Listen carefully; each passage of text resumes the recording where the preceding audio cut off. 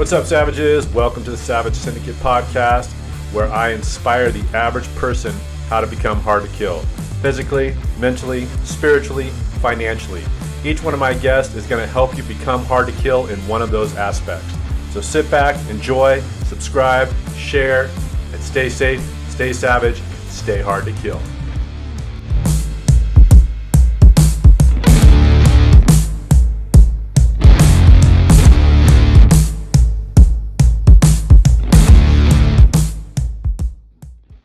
All right, you guys, thank you for joining another Savage Syndicate podcast. My guest today is Nate Kennedy. As you guys know, I always try to have somebody on who can contribute to us becoming hard to kill physically, mentally, spiritually, or financially.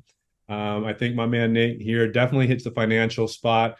He could talk physicality as well, but a little bit about Nate real quick. I'll just read a quick bio and then we'll jump into it. As he says, he's a recovering agency owner. Creator of a $1 million newsletter. He's personally built and sold 7 different online businesses. Currently working on his 9-figure exit. Launched a first of its kind funnel architect that's helped thousands of entrepreneurs build online businesses. He's a husband and a father of 2. So welcome, Nate. Thank you for coming on. I appreciate it. Father of 2, correct? I went through. That is true. I got a 12-year-old and a 10-year-old. Perfect. I didn't know if you had more. I was trying to go through your Facebook. I'm like, I know he has kids. I just don't know how many, and I didn't want to mess that up. So I'm glad. Yeah, I've got 2. My son is 12, my daughter's 10, and we are talking about fostering and adopting right now. So who knows? Maybe in the future we'll have some more kids living with us. Maybe offline we could talk about our journey, because we've gone down the route of trying to foster. I failed. The social worker came out, and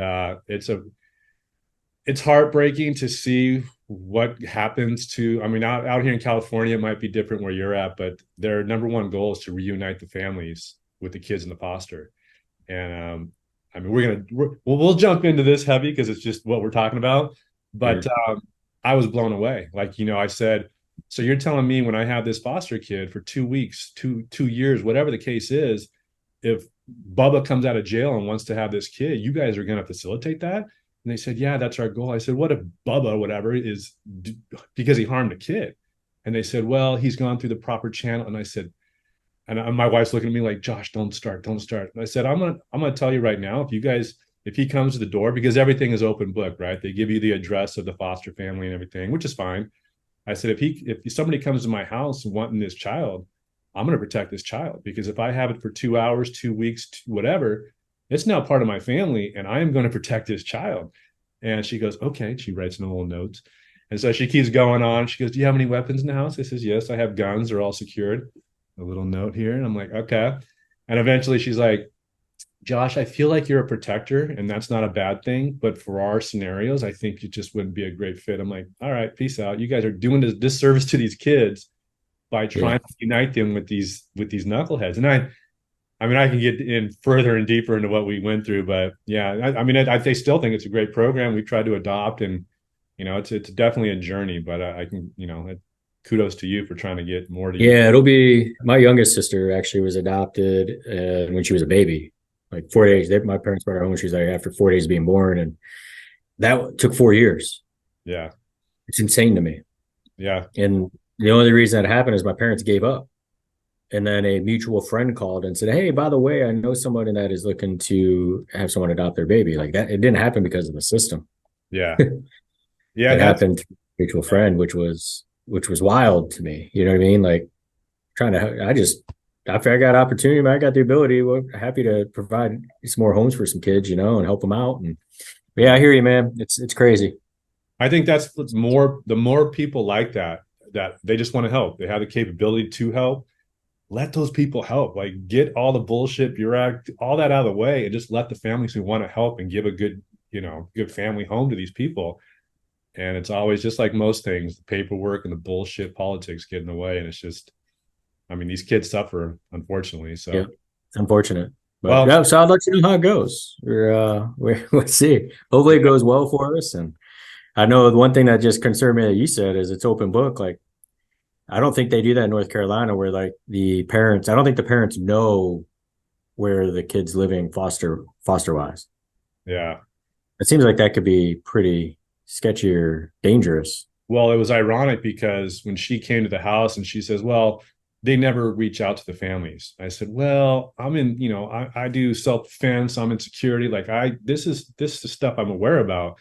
2 days later, because of their policy, and it wasn't, I don't think it was their company or their business, whatever, but a woman was going to meet the family who had her kid, and it was a cordial visit. I'm going to meet. She ended up kidnapping the kid and ran off, and there was a big chase and all this shit. And I'm like, it does happen. As much as you think it doesn't, you don't want to live in this bubble of everything is honky dory, rainbows and unicorns. There's some evil people out there, and they will do anything they can to get back their kids, whether they deserve them or not. Mm-hmm. That's how I always am. My wife is like, you're always on the bad spectrum of like violence and this and that. I'm like, I'm a realist. That's the shit I think about. And that's what's kept me safe for so long. Is like my wife always sees the clouds and the fluffy and the happiness. And I see, but what if this happens and it's dark and Yeah. violence and Be prepared, man. right? Exactly. I don't know. So I don't know if that's a good thing or a bad thing, but again, good luck on your journey. If you need or want any help on my end, I can give you my 2 cents. But let's get back to you. Let's tell me about the beginning. I mentioned off record here that you did a post about where you were in college and the things that you did. So kind of walk us through, your childhood a little bit, and then your business and how you got into doing what you're doing now. Yeah, I would say, man, I always kind of had that entrepreneurial spirit in me, but in college, I got out of college and went to Key West as a scuba diving instructor. And I'm like, all right. And I didn't get to dive at all. And I didn't last very long down there. I was only down there a few weeks because I wasn't diving, I wasn't making any money. And I'm like, I'm not trying to live, in poverty in Key West. So I ended up going back and getting a job bartending and working at a surf shop at the beach. And it came time to figure out what I was going to do. And I got into the mortgage industry and did all that stuff for a while and ended up starting my own mortgage company. Built that. We got pretty big pretty quick, but I would love to say it was because I was so smart, but it was more so because the market was just cranking and really, really good at that time. Yeah. And I was just willing to take the risk to do it. And then I ended up actually, interesting enough, which made me realize it wasn't all because of me and my intelligence, is I went bankrupt and lost everything in 2008 from a bunch of real estate and all kinds of stuff I was doing. So I started dabbling in the internet world right around 2006 and 7. And after I went bankrupt, I'm like, all right, I can reinvent myself. I can do whatever I want now, right? And so I started really kind of diving more into the internet marketing side, built some digital companies up, internet companies up, and sold those, which is what you mentioned. And then that kind of parlayed me into this agency world. After I sold those companies, I had people asking me they kind of took notice to it and were like, man, this guy just was able to build companies with no affiliate help, nothing else, just grow these companies with paid traffic and funnels. So they asked me to start helping them out. What were the digital companies that you started? One was in the real estate space. One was the internet marketing. One was a software. Some were a couple of just digital like list newsletters that I built. Did you teach yourself how to do that, or did you go to a course, or how did you jump in? All kinds of stuff. I mean, a lot of it was, I mean, I'm a habitual course buyer, right? Like I'm buying stuff and trying to learn all the time. So back then I ended up, at first I didn't really have money, so I wasn't buying things. I was just learning what I could learn on my own and figuring out. I taught myself how to write code. I taught myself how to run ads. And then as I started making money, I started reinvesting into some coaches and some mentors and more programs to get better, right? And so that's kind of how it was. And then it was a lot of it, my experience was gained from building my own websites and running my own campaigns, ad campaigns. And so I was spending my own dollars to try and, figure things out. So when you spend your own dollars, a little bit different sometimes, right? Yeah. So, and then I got into that, kind of took me into the client world, and I had clients where I was building funnels and running ads, and we were their virtual CMO for, throughout the year, and built up a pretty good agency, but we didn't grow. We kind of capped out at $1 million a year, which was really frustrating to me. And I didn't have any time freedom. I didn't have, I thought I had financial freedom, but I didn't, And I thought I had time freedom, but I was like, I'm gonna build my own business, I have time freedom. I didn't have any because my clients would call me on all hours of the day and night and weekends, which is not their fault. It was my fault for allowing it and not setting those boundaries. But I ended decided on my 40th birthday, I got a call from a client freaking out about something they broke that I had built, and it was a Saturday night. It was my 40th birthday. I was with my wife and kids. I was in Florida. And I'm like, I looked at my wife. I was like, I can't do this, after helping actually first, because I stepped away from dinner and helped and fixed it. What I ended up doing was just telling my wife, I was like, I can't do this anymore. I got to get back to sending an email every day and enjoying life, get some freedom back. And so that's when I started doing what I do now. I own a newsletter business, a big media company that's all built around newsletters. We grew that up really, really fast over the last 4 years.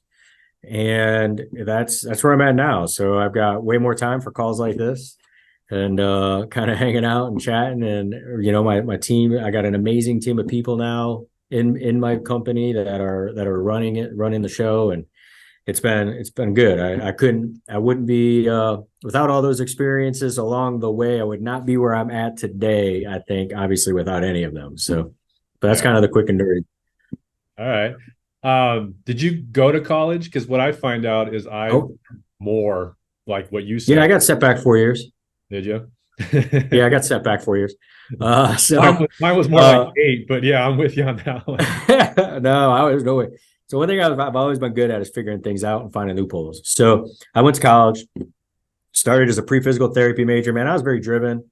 I knew going into college that I wanted to get into sports therapy. It was kind of my big thing, as I did a lot of sports growing up and play a lot of sports. And I was like, I want to get into sports therapy. And I knew to get into grad school, I had to have 200 community service hours done before I got to grad school. So I was already 4 years in the mindset of like, all right, well, this is what I'm doing. So I did all of those my senior year in high school and going into college. And after my first semester of college, I'm like, I don't know what the hell I'm doing any of this. I'm not showing up to 8 a.m. biology ever again. So I changed my major and ended up going into communications and then moved over into business. I changed my major multiple times. I still managed to get out. The way I managed to get out, though, was in 4 years, because I didn't have to do a victory lap, I ended up with a business finance degree. But I don't use any of that information really that I learned in there. I was learning how to trade stocks and stuff. I didn't end up going into that space. I'm all marketing now. But I had to go to Spain for 10 days. And so I found a program. I was like awful at Spanish, awful. I took Spanish 101 3 times just to get a D. And so it was awful. And so I'm like, I'm not going to ever get through a 200 level language like this college is requiring of me. There's got to be a better way. So I found a program, and I was behind in all my finance classes, business classes. So I found a program that I could go to Spain for 10 days, and it covered all those 200 level Spanish classes, and it covered all my, it caught me up on all my finance classes that I needed to do for the College of Business to graduate on time. And so I found that loophole. And then I was still looking like I was going to have to do an extra like summer session. So I'm like, let me figure this out. And so my senior year, I had to go to the Bahamas for 7 days to snorkel and hang out and climb around the islands and get a bunch of credits for that. So if you're going to college and watching this, go look for those programs, because they're well worth. They get you a lot of credits to go hang out. Wow. In other places. So that expedited you from you graduating, was going on. Yeah, that's how I got out on time. I didn't have to go do a victory lap for changing my majors. College ain't designed for you to get out in 4. Yeah. Right. So, but I say I was behind because I look at it in those 4 years. Don't get me wrong. I made a lot of great friendships in those 4 years. Did a lot of partying, a lot of hanging out. I attended maybe half my classes in those 4 years. I was, it's kind of student that was like, hey, what's the highest? Do I have if part of my grade a percentage of attendance, like a percentage of my grade attendance? I just knew if it was 10%, the best I could get was a 90. So it's kind of my attitude with college. And I got out and I learned everything I do now through after college. So I think, I felt like when I look back now, I feel like I was 4 years behind, because hindsight's 2020. Like I could have spent those 4 years, but also those 4 years, would I have even been in the right mindset to even go? I wasn't diving in and figuring out how to grow businesses at 18, So what do you tell grass, but that's about it. What do you tell your kids about college now? Because I have a 10-year-old who's asking me, and I want to hear what your input is. So I think I don't tell them if they want to go to college, they can go. Yeah. But I think it's not. I'm a firm believer. Like, there's certain things you should go to college for. Mm-hmm. If you want to be a doctor, want to be a lawyer, you know what I mean? Like some of those things that require that education. If you want one of these like useless degrees, one of 1,000 useless degrees you can get out of college and go spend 4 years partying, like, no, I'm good. I'm not gonna pay for that. Yeah. If you want to play sports or you want to go compete in college, I think it's a good, a good spot to go. Yeah. So I don't really, I don't care if they go. Yeah. I don't know that I think it all depends on what they ultimately want to do. Yeah. You know, That's like what for my brother, I got an older brother. He's got two boys that are older and a younger daughter, but his older son basically went to college for a semester and was like, I'm done. yeah. And went and got in the trade business, pipe fitting, pipe in the trades, and did all that. And my other, his second son, my other nephew, he's actually about to graduate and wants to go to law school. Mm-hmm. So they went, two different routes. One was like, no, this ain't for me. The other was like, yeah, but I want to be a lawyer. So this is what I'm doing. So Yeah. I think it depends what you want. That's what I tell my son. My dad was very 9 to 5 in the corporate world, and that was always in my head. Go to college. Go to college. I got that speech so many times because I wasn't a great student. You're going to be pumping gas back when you had attendants pumping your own gas for those younger generation. And he kept giving me that speech, and so I went to college, and I hated it. I tried to find ways to get out of it and all this. And so I tell my son, if you have your own business at 18 and whenever you're supposed to be going to college, and you have your own business running it, and you're doing that, then you don't have to go to college. You can go if like exactly what you said. If you go for it, like be a lawyer or a doctor or something, you're going to need that. But if you're just going just to jerk and dick around and like just get the experience, Yeah. we've given them so many life experiences that I don't. What did I do in college? I just partied my ass off and had a lot of wild times. And it's like I regret that now. I regret my 20s of like just pissing it off at a bar stool, going to college things and this and that. And I'm like, I wish I would have started a business. I wish I would have been more proactive in doing things that college wasn't providing for me. It was just show up, here you go, and this, do the bare minimum. I was not doing.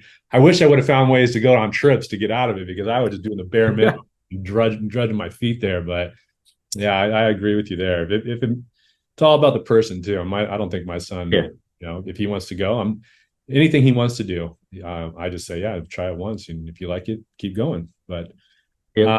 Yeah, I'm with you on that. I think we can. We also got to be cautious too, because we come from an environment where it was the corporate, college. Like you had to have a degree to be able to get a good job. And there's more and more entrepreneurs being built and people leaving corporate to build companies. And like, there's more of that. It's way more mainstream now to go become a solopreneur, or become a freelancer, become an entrepreneur with a small company than it used to be. Right.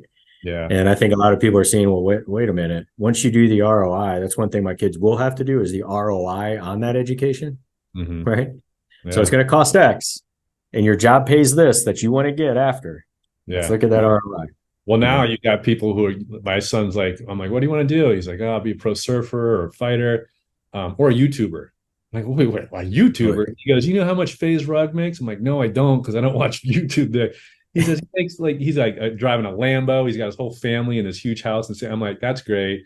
Now YouTubers are like the goals of people to be. And I'm just like, wow, not what I was growing up with. Like you either had school or you go out and find a trade business or something. But it was like, it's different. It's different times. So I got to be, I try not to be like my dad. It's like, go to school, do this, do that. You have to be this. Like, I tell him, hey, whatever you're going to choose, just be committed to it. Like if you can't tap out halfway, right? Whether it's jiu-jitsu, like we pay to be there.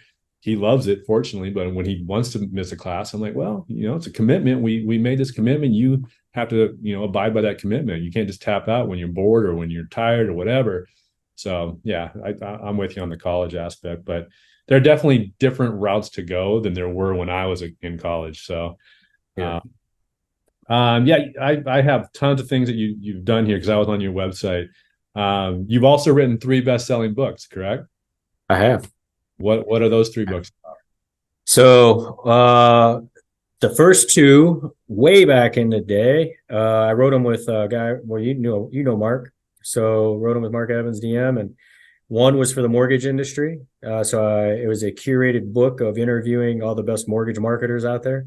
Mm-hmm. And we turned that into a number one bestseller. Then the next one was the Insider Secret. So that was the Insider Secrets, the world's most successful mortgage brokers. The next one was Insider Secrets of the world's best funding, private money, or whatever. Most Insider Secrets of private money. And I interviewed a bunch of different guys that were doing unique banking and funding for real estate that was not traditional, right? And that was that book. And then my recent book that I wrote is All Gas, No Brakes. That was more of a, I mentioned earlier how I went bankrupt and lost everything. So for me, that book was lessons I learned building back, right? The lessons I learned from going from after I lost everything to I built back financial freedom, financial stability, and everything else. So it's kind of it's 11 different lessons I learned through that process. I have that back here. It's one of them. You probably do. Yeah. Let's see. No, it's back there. I did read it. But that's about the book. You did, because we talked about it in last time we saw each other, man, in Cleveland. I think we were talking about it. Yeah. That for those that don't know, that's my first introduction to you. When you went up there and gave that kick-ass speech, I flew right to Cabo after that, and we got on a call. I said, "Hey, man, that was a great speech or a presentation. Can we talk more?" And that's when we first started connecting. I was in Cabo, and thank you for your time. I was just up there like trying to. I think I might have it was me or somebody. I was jotting all these notes down, and you're like, "Don't worry, I'll send this to you afterwards." Like, oh, thank God. So, but yeah, speaking of that, like going into masterminds, that's how we met. How valuable are those to you? And do you have your own mastermind? So about masterminds are enormous. They've been a big part of my business career. They've been a huge part of me being able to reach new levels when I feel like I'm tapped out and haven't, or not accomplishing something new, and I need a new perspective. So I have been I was in a mastermind, my first one in 2006. I was in 2006 and 2007. And then in 2009, I lost everything in 2008. And then 2009, I ended up being in another one, being able to get into one, a marketing one. And that completely changed the trajectory of what I do today. Mm-hmm. So, and I've always been in some sort of mastermind ever since then. And it is very, very important, I think, because you have to surround yourself with people that are not going to yes you, but push you, right? Yeah. A lot of times, if we can get around family and they're like, what do you do? How do you do it? Like, and they can be negative about it. Like, or you should get a job, right? And you get those things. And when you can get around friends and family like that, but you can also get around people that are pushing, that are not going to listen to your bullshit. They're going to call you out when they know that you're playing small and you could be doing more, right? You're going to have a conversation with somebody. I'm a big firm of, it's the leapfrog method, right? So like a mastermind allows you to do that. If you know that, hey, here's where I'm at, I need to go find people that are here so I can get there faster. And how can I condense this window and collapse this window, me going from here to here? And a lot of people try and do it the hard way, and masterminds is the fastest way to do it without the hard way. Yeah. So that's what I'm big on. I do have my own. I have a mastermind called Newsletter Founders. And that's my group for people that own newsletters or they're working with us to build theirs out. And so that's ours. Mine's very dedicated to the newsletter niche and industry, because that's what we spend a lot of time in. Yeah. Well, speaking of being called out, like Mark got on me about like, Josh, how's Savage Syndicate coming? I was like, well, this and this now. He's like, no, schedule it. Put a dot on the calendar. You're having an event that day. And I was like, all right.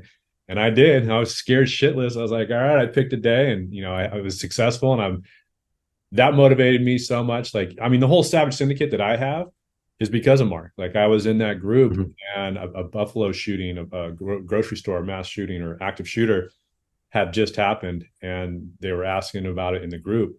And I just started giving my experiences and saying, hey, this is what I would do. This is what happened when I did this, and blah, blah, blah. And people started asking me about it. And then afterwards, people started saying, hey, you should have your own group about, tactical training, self-defense, and protecting yourself. And I was like, all right, none of that would have happened. None of Savage Syndicate would have been going on if it wasn't for Mark's group and Yeah. clients. So yeah, I always talk highly of any mastermind, especially Mark's. It's just like you said, you're leapfrogging. You're surrounding yourself. And what I also love about it is, like you said, with the friends, like some of my friends are like, I always get uncomfortable. What do you do? I'm like, well, what avenue should I veer off in? Am I this or that?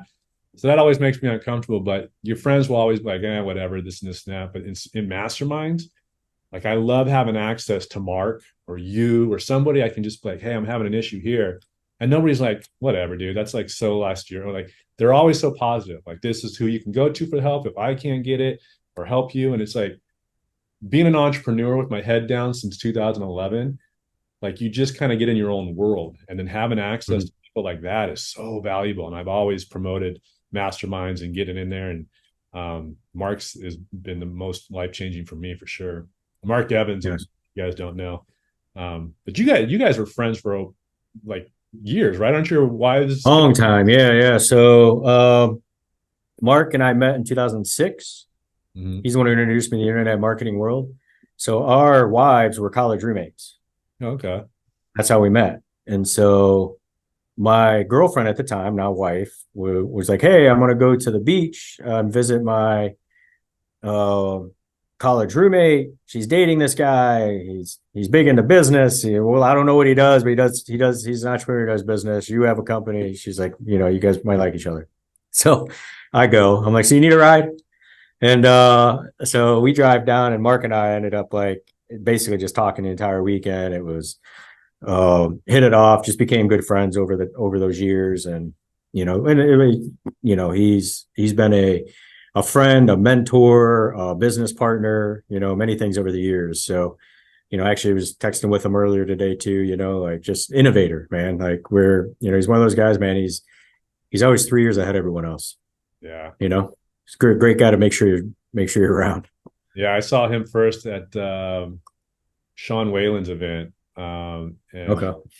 Sean Whalen has his message and it's kind of aggressive. And so I found Mark. Mark had just got off the stage and I went to the restroom and I saw Mark, and the masterminds have made me, I'm more of an introvert guy. I'm not the kind of like, hey. And I was like, he just got off the stage saying, do big things. And so I'm going to go talk to him. He was just sitting there, I think with Matt Garabiti. And we just shot the shit for like 20 minutes and he was super kind, like just like a normal guy. And I was like, all right. So then I got out of Sean's group, just the message, the delivery of kind of like, I'm the badass and you suck if you don't do this. I'm like, okay. And so I gravitated towards Mark's group and the rest is history. So yeah, it's cool. Yeah, nice. We've known each other for so long. So tell us about this newsletter, Founder. How did you start it? What is it? Just share with everything about that. Yeah, I think so. As I mentioned earlier, I got burnt out in the agency world. So I started a new business and it was all a media company based on newsletters. So we sent about 50, 60 million emails a month to our different subscribers and newsletters. And basically that's been what I've just been head down focused, building it out. I've got an amazing team now that runs it. And so I've got this extra time and I started going, what's something else I can do?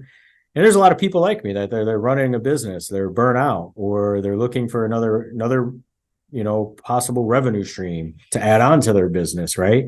Mm-hmm.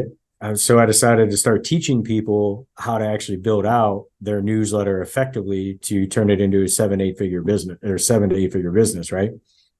And that being able to, I've really loved it. I loved and enjoyed coaching it, and the clients, I've been bringing on some amazing clients, coaching clients to help them with it. And that rolled into creating newsletter founders, because they kept saying, hey, the workshop was great, but we still kind of like, how can we stick around and hang with you? And I'm like, well, all right, maybe we'll start the founders group.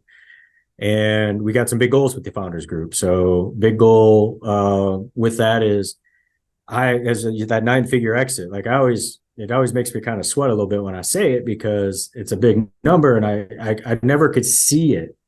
And the founders group is how I see it. It's helping these people build the proper large newsletter that we can all have the ability one day to roll up and exit together, So it's like, I'm in it with them. I'm in it with my members. Our goal is to grow, build, and ultimately sell.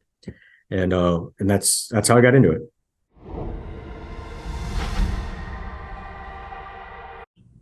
What's up, Savages? Thank you guys for watching or listening to the Savage Syndicate podcast. I appreciate it. I want to take a quick minute to talk to you guys about the Savage Syndicate group I created. I created the Savage Syndicate group with one goal in mind: inspiring you guys on how to become hard to kill. How to become hard to kill physically, mentally, spiritually, and financially.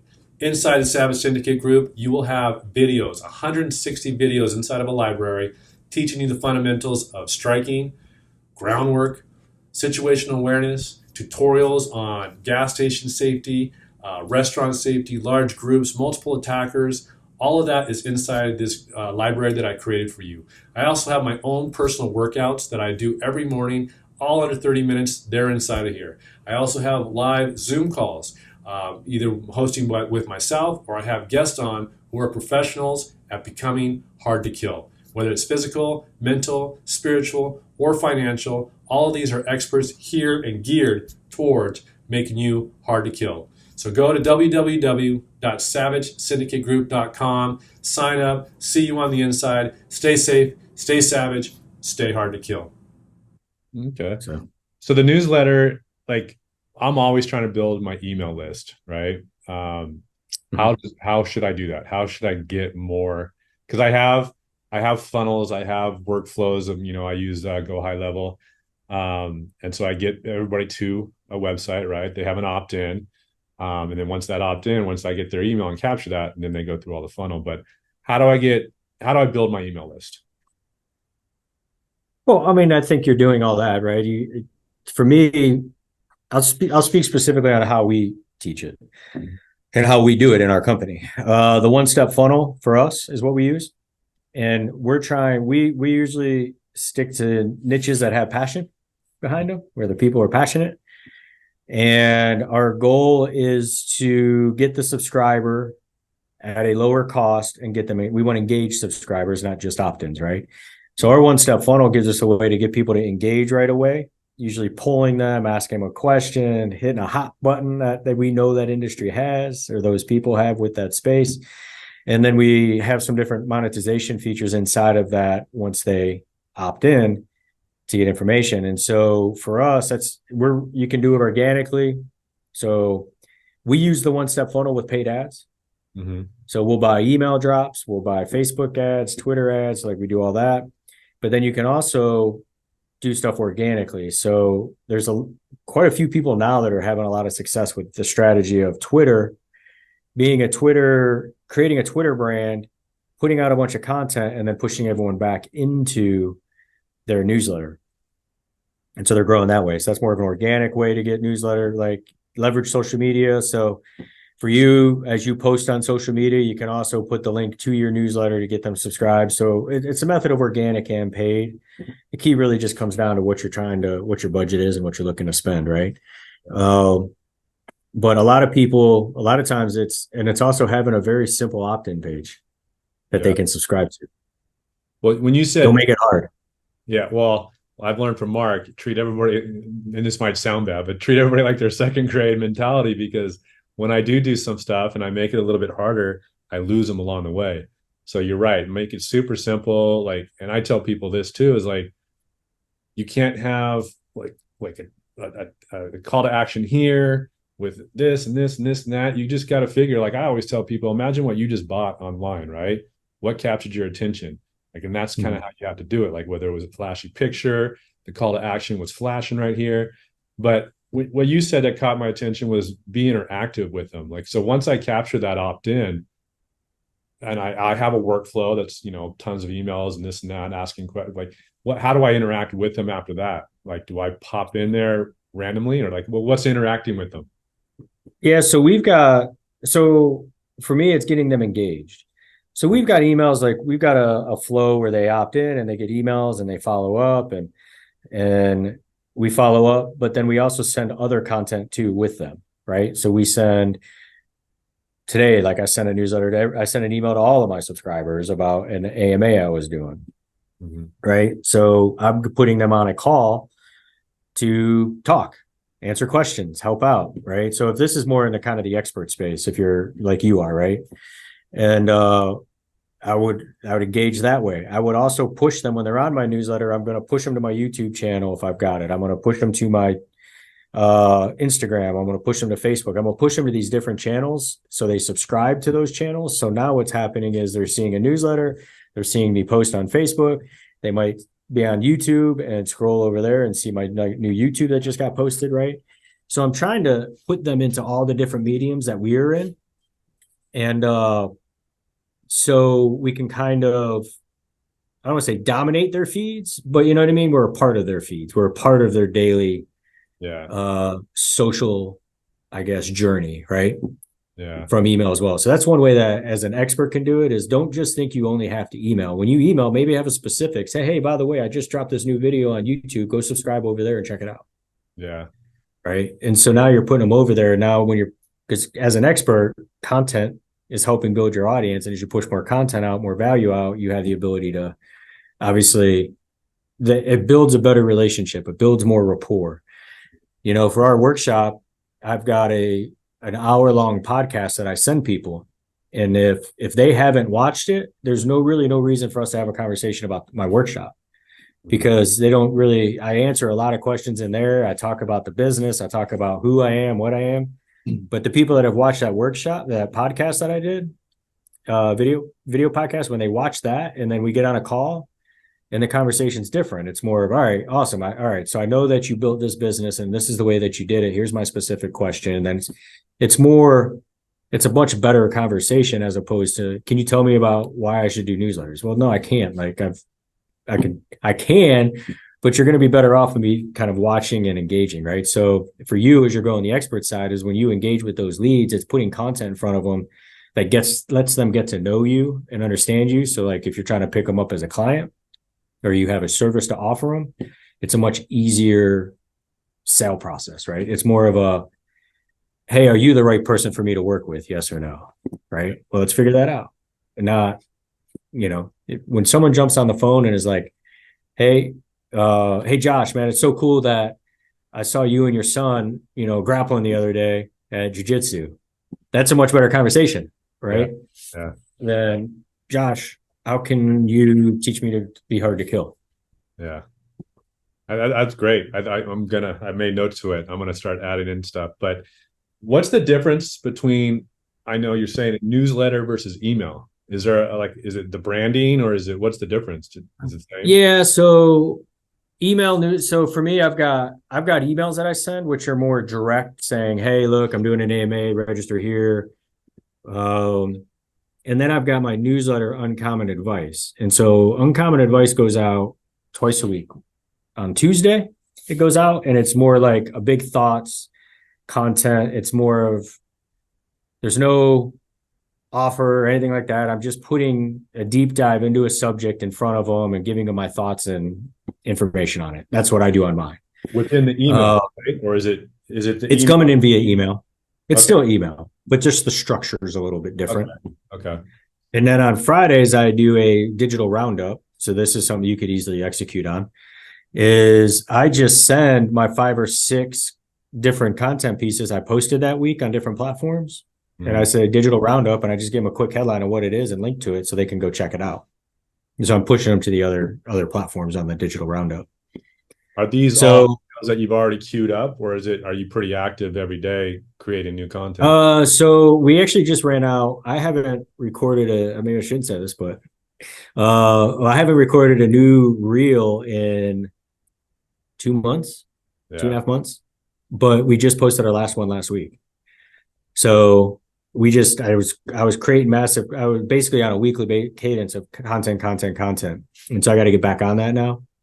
And with the podcast that I do and the content that we do and push more of that out. But eventually, so I was very it was all structured, it was scheduled, it was on a calendar, we knew it was going out and everything else. But even if you do it real time throughout the week, you can just link to it and push it out, What do you So find? for me, if I have a reel, that reel's going to Instagram, TikTok, and uh, YouTube Shorts.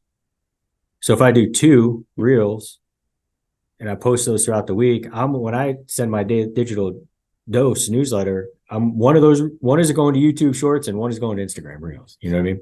Is there So one button that sends them to all of those? Because I find it very frustrating that I gotta, and then I gotta hire a VA to do just all this. But my next question was, which ones do you prefer, like the social media platforms that you find successful? Because with my content, I'm shadow bound. My stuff doesn't get out anywhere. They warn me on everything. My wife just tried to share something of mine, and it said, "Do you know this person is known to send lies," or something to that effect. I'm like, I'm not even that popular. Like I don't have a huge. I have under 1,000 people following me, which I'm trying to build as well. But my shit is always banned. Like I'm just in purgatory over here. So what do you find is the best, most effective social platforms for you? I think it depends. So where I'm moving to, so I've spent a lot of time on Instagram, Mm-hmm. and I'm still going to post stuff over there, but I'm actually putting my efforts on Twitter and LinkedIn. Those are the two. I've never tweeted, or I'm never on Twitter, but and LinkedIn. I think Twitter would be probably good for you. Yeah. Or if Elon fires me, or what do they call him? Shadow bans me. I know I got a problem. But yeah, all right, I got to get more, because I was doing a lot of TikTok, which I despise, but I was like, well, that's where people are at. And then I had 3 strikes, you're out. I had something that was got 18 or 15 or 18 million or something before it finally got you're done. I think it was my first strike. Hmm. And then yeah, they finally 86 me for good. I'm off of TikTok. I don't know Oh why. wow, I guess if I did some funny dance choreograph fights, maybe I might get on. But that seems what they like. Have some girl fights or something. I don't know. dance fight. Yeah, yeah. You have kids. Madagascar. Do you ever see Madagascar 3 where he fight? So yeah. So you're saying Twitter and LinkedIn are the most effective? So for me Yeah. specifically, right? Because I'm doing more. My content's more for business owner, marketing, agency owner, right? So it's more of that. If I was motivational, uh, fitness, those two tend to be very big on Instagram and as well. Yeah. So I think, uh, I think, uh, I think for you, Twitter would be good. I don't know how LinkedIn would do. I Yeah. think Twitter would be good. I saw something interesting yesterday that somebody, well, digital company, a business, created a model themselves, a very good looking model, but it was all AI. And the reasoning was we were tired of dealing with influencers and their whininess about this and this and that. So they created their own AI model. She's making $11,000 a month, which goes to the company. But I thought that's ingenious. Like if I can give an AI self-defense guy, like just going out there and fighting and doing it, like I don't know AI. I do chat GPT, but I don't know the AI world as well.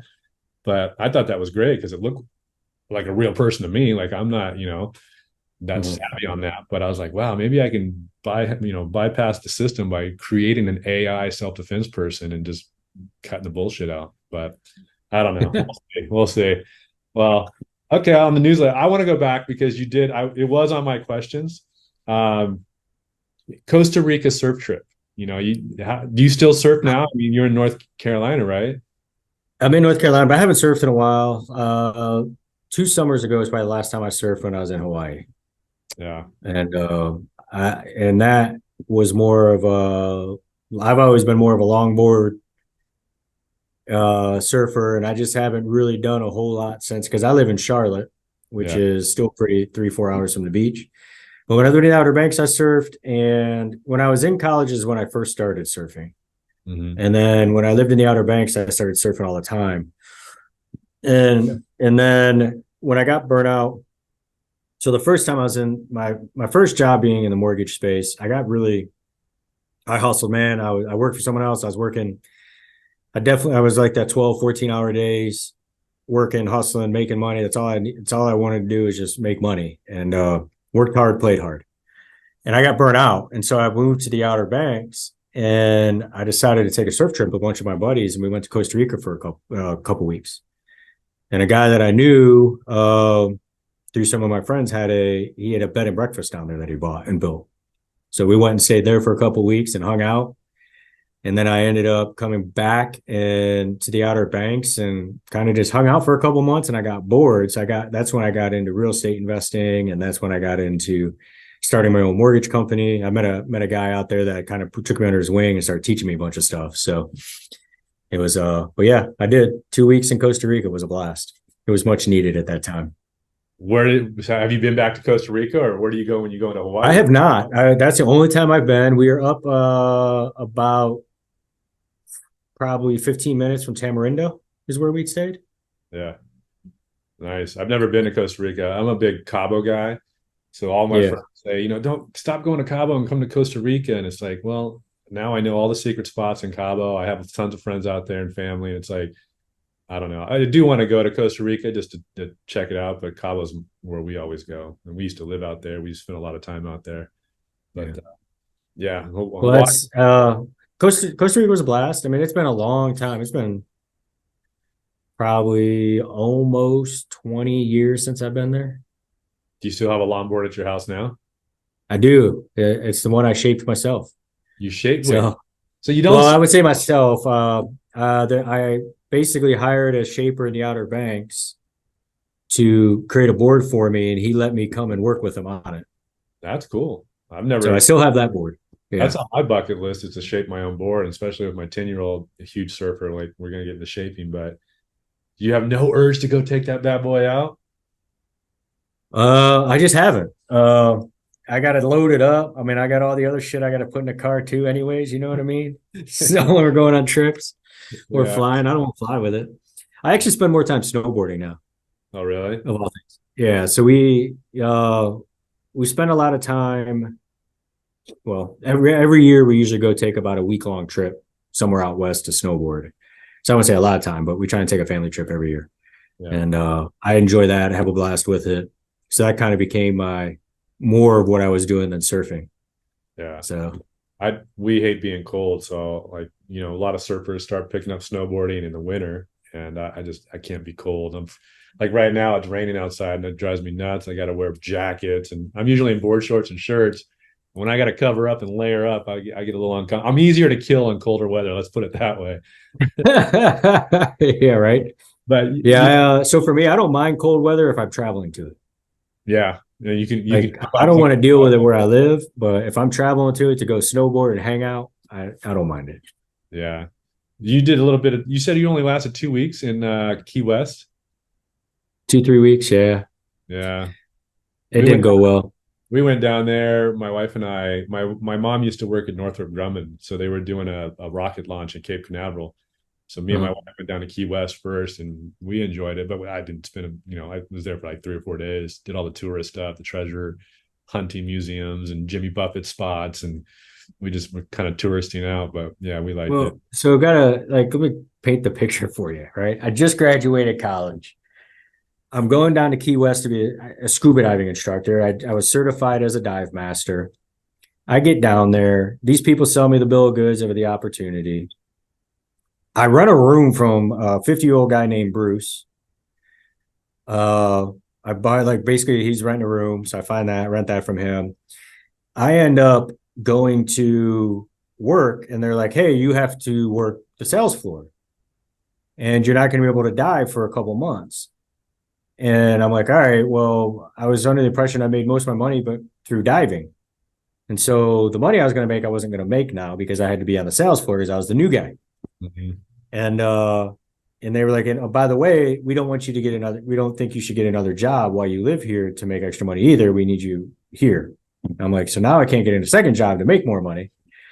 And so that didn't quite work out. And I'm like, this isn't not really what I anticipated moving down here. And then I had a buddy who came to visit who lived in Florida. He came down. He loved it down there. He came down to visit. Him, I go out one night. We come back. We're hanging out. And Bruce liked to drink. He would get hammered. And I didn't think much of it because I just graduated college, right? I'm like, no big deal. But we wake up the next day, he wakes up and he starts like laying into me, going, "Why'd you eat all my food?" He's like, you're gonna you can live here. He's like, but you gotta leave my stuff alone. I was like, Bruce, you came home hammered last night and ate your own food. I'm like, I didn't touch your food. I'm like, so it was it was kind of a unique, odd couple weeks. Yeah. A few weeks when I was down there. So I ended up, I'm like, I'm out. I'm moving on. Yeah. So That, haven't dove since. why wouldn't they let you so that what you took the job obviously thinking you're going to get in the water and teach diving, and they just totally said no way, it's not happening for a couple months? Yeah, I had to like go through like their training. Then I had to I had to generate basically the divers that had been there for a while didn't want to work the sales floor because there's no money in working the sales floor. Like in basically you're just a cashier in a shop, right? Yeah. Uh People are vacationing aren't coming down to buy. If they're coming down to dive, they're not coming down to buy dive gear, right? Yeah. And they've got it if they're coming usually. So, and that was kind of the thing. So a lot of your stuff is tips and everything else from diving, not hanging out, bringing up, some defogger. Yeah.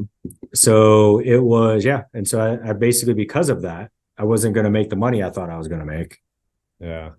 Which wasn't much to begin with, but it was even less than what I thought. But at least you're doing something you love and going in the water and doing all that. Yeah. Do you still dive now? Wow, passion. Let me follow my passion. Let me dive. Do you still dive now? Are you still certified? No, I haven't dove since. Really? I haven't scuba dived since. Yeah, and I used to love it. I've actually got it now, which is interesting enough. So I've done some free diving, and when I snorkel and stuff like that. But if I get too deep, I ended up having an ear issue. And for some reason now, when I get too deep, I can't clear my ears. Oh, really? And which is pressure just starts building. So I just don't dive anymore. Wow. Crazy. Wow. I always go back and forth with Mike Fallett about sharks. He's always sending me shark stuff on Instagram, and it's pretty funny. I when I did that seminar out here, I thought I would add a day of surfing. So like it's 2 days of self-defense. We I teach you how to fight. And bonus, one day we'll go surfing. And I didn't realize nobody wanted to do it. Like, to me, it's just like second nature. We go surfing, we have fun. And everybody's like, no, I don't want to, there's sharks. I'm like, well, yeah, but there's car accidents. You don't not get in your car. I'm like, it's just part of the deal. Yeah. Nobody put me up on it. Nobody. And I was like, oh, okay. I guess surfing is not a big ticket item. So I took it off the list of things to do. Yeah. That's probably the last time I surfed the most though, was when I lived in California. Yeah. So I would surf on Fridays, and then I would go get there's this pizza joint that had good beer and pizza, or there's a taco joint. So I'd either get tacos and beer, or I'd get pizza and beer after I was done surfing.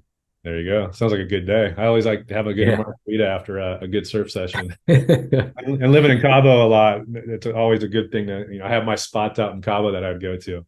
But well, hey, I'm sure you've had a few California burritos. I had one last night. My son's like, oh, his favorite spots are all these places, and it's like, oh, we have Mexican food tonight. I'm like, we might as well just call it food because we eat Mexican food every single night. Like, my wife's part Hispanic, so it's like it's second nature. Like, my son really loves. Where do you want to eat, or what do you want me to make you food?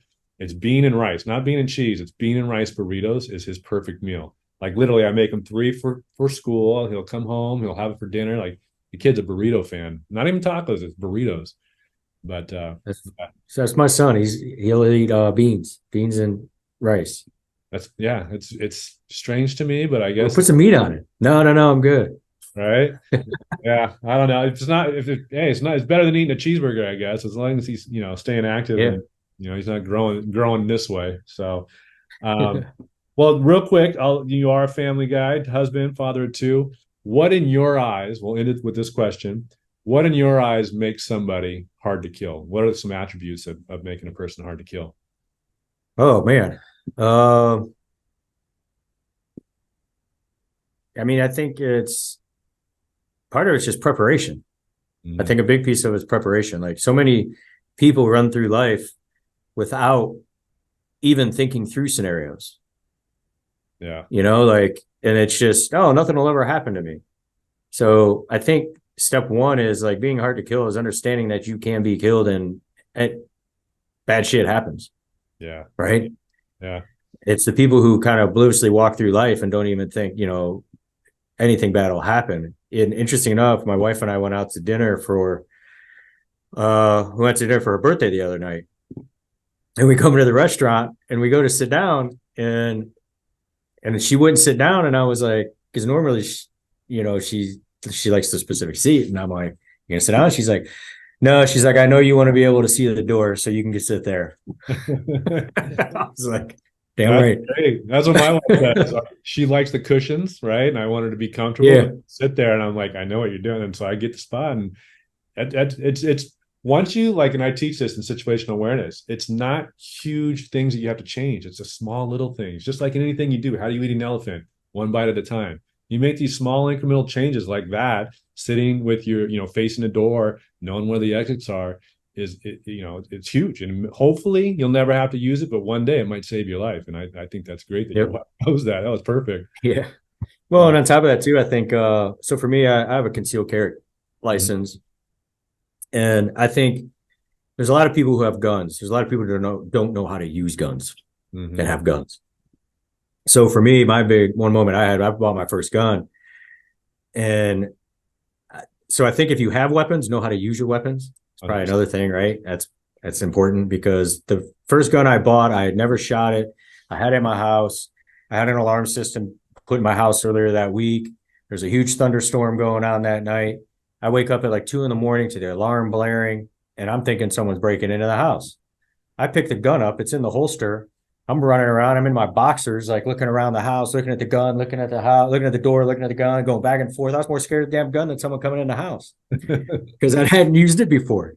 Yeah. Right. And so, luckily, I've gone out and shot a lot since, and I've learned how to handle a gun more effectively and feel Yeah. more confident with it. But so I think if you do have weapons, know how to use them. Yeah. Because otherwise, it's working against you. Yeah, that's what I tell people. Even with fighting and striking and jiu-jitsu, is like it's a false sense of security. Like if you just go out and have a weapon, like I have weapons here, like I know how to. I just went shooting last week. I shoot them often. I know, like people just get that and think, okay, I'm safe. I don't have, I have a gun. Well, I was like, I'll use my mom as an example. I said, she goes, oh, I just got pepper spray. I'm like, that's awesome, mom. Have you ever used it? And you know where? No, quick, where's it at right now? Oh, honey, it's in my, and she's digging around her purse. I said, mom, attackers aren't going to be like, okay, man, please get out your pepper spray. Turn it the right way. Cause I said, mom, you better learn how to use that because you're going to spray yourself in the face if you ever have to use it. But they get all these weapons, they get all these things that protect them mentally. It's like their security blanket, but they don't take that extra mile to go out and get training in any of it. Like whether it's a tactical pin, pepper spray, CCW, it's like, yeah, that's a huge point. It's like you must get the repetitions in whatever tool you're going to use. And I think that's Mm-hmm. great. There's actually a woman I had on my, she's in part of the Savage Syndicate. I think she's in North Carolina. What city is called Surf City out there? She's on the coast. Okay. Yeah. She's Surf City. Is that North Carolina or South Carolina? I'm not sure what one. I'm But not yeah, sure it's out here.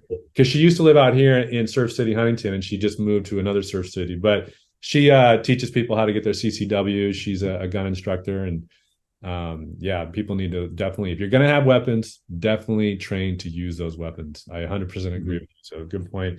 We'll wrap this up. How can people reach out to you, Nate? Yeah, so my website is natekennedy.com, NATEKENNEDY. So natekennedy.com, or you can catch me on social. My handle is Nate Kennedy MD, as in marketing doctor. So Perfect. And you're not shadow banned like myself, so you'll probably be I easier. am not. I don't think I am. I don't think I am. You never Yeah. know. Well, Nate, I really appreciate you coming on. Thank you for taking the time. Any closing statements you want to make or anything you want to say? No, man, I love what you're doing. I guess, yeah, I love what you're doing. I think it's a huge service to a lot of people, man, and I appreciate you having me on. And thank you. Perfect. Thank you, Nate. As always, you guys go stay safe, stay savage, stay hard to kill. What's up, Savages? Thank you guys so much for watching or listening to that podcast. I really appreciate it. If you guys want more information or more content like this, visit me at www.savagesyndicategroup.com, where you could also join the Savage Syndicate group, where I have over 160 videos in a library of all things teaching you guys how to become hard to kill. So again, I appreciate it. Thank you for the support. Stay safe, stay savage, stay hard to kill.